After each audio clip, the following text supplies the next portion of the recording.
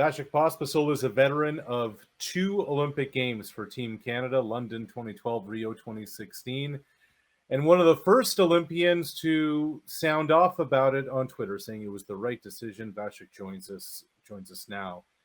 Vasek, before we even get to the decision, what have the last couple of weeks been like for you?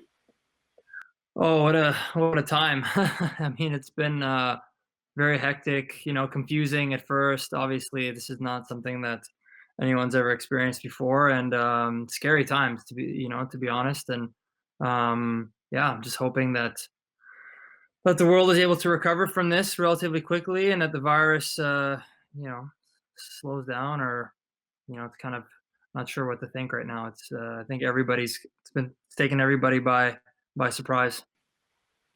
And you said it is the right decision the Canadian Olympic Committee made. Why, in your mind, is that the case? Well, I just feel like it's the way things are going right now.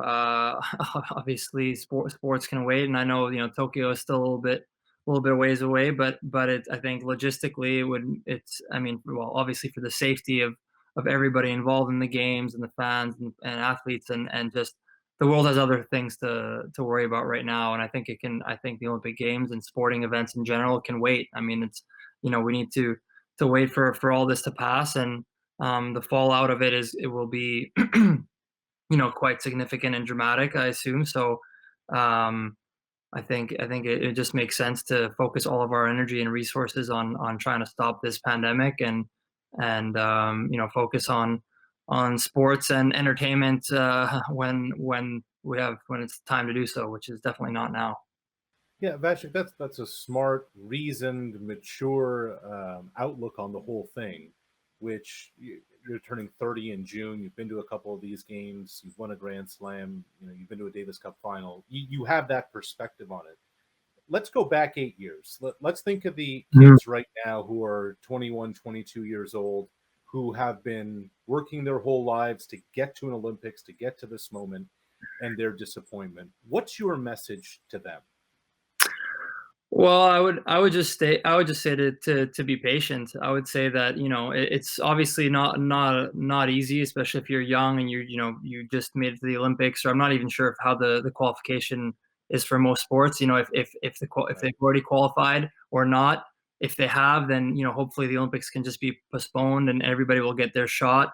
A year later, hopefully a year later, hopefully 2021. I think that would be the reasonable goal to shoot for is hopefully Tokyo can reschedule and reorganize everything. I can't imagine the nightmare it would be logistically, but I'm sure that all the countries would support, and it'd be a global kind of teamwork to make it happen. So for the athletes, I would just tell the young ones and coming up that you haven't there'll be many opportunities ahead, and right now there are other things that are much more important, like worrying about your family and other people and the elders in your family. I mean, that's a lot more important if you look at the bigger picture than going to an Olympic Games, be it now or in 1 year or in 3 years, 4 years, whenever it is.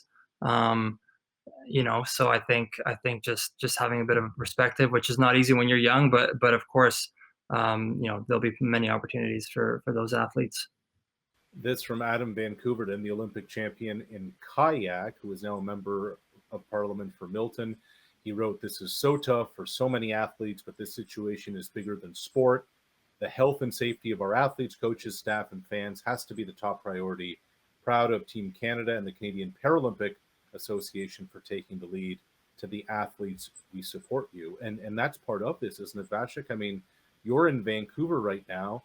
How much training is feasible, possible for a high performance athlete to get in at a time where social distancing, self isolation, and quarantine seem to be the recommended methods to live? Well, I guess that depends how seriously you take the situation and the virus. I mean, so I think if you're an athlete that doesn't take it very seriously, you can probably get a lot of training done. But for myself, I'm not.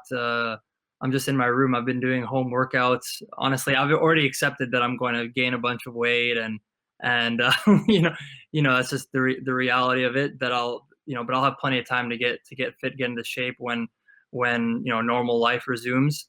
So for now, I'm just okay. I'm trying to eat well, trying to watch my portions, and then I know that physically, I'll be able to turn that switch on relatively quickly when the time comes. But for me, that's not now because um, you know going outside or obviously training regular regimen is out of the question right now. So I've been doing push-ups, body weight exercises, these kinds of things here in the living room, but that's pretty much been it. So I'm also I also looked at the side that maybe my body needs a little bit of a rest too, so I'll just rest it, and then when it's time to train there'll be plenty of time.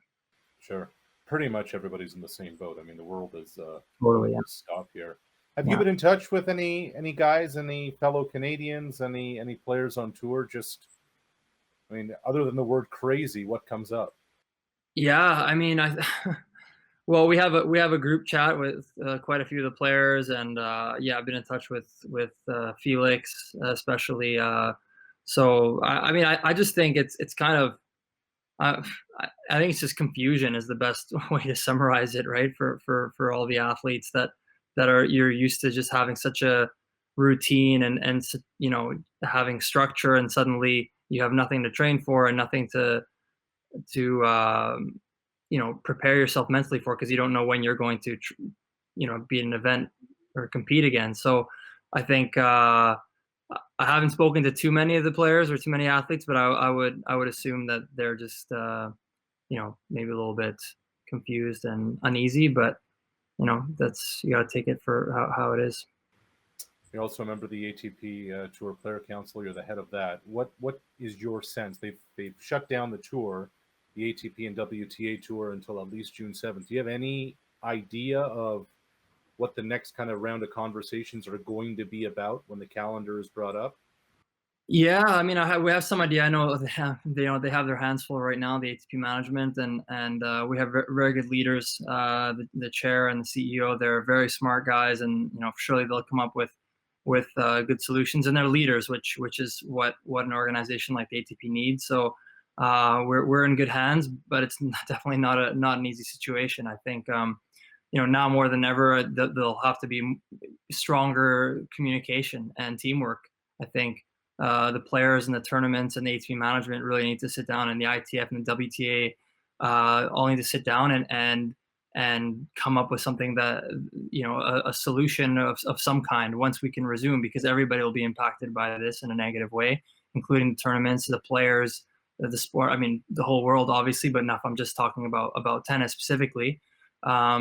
So I think more than anything, we just need to find good balance, and communication is very important.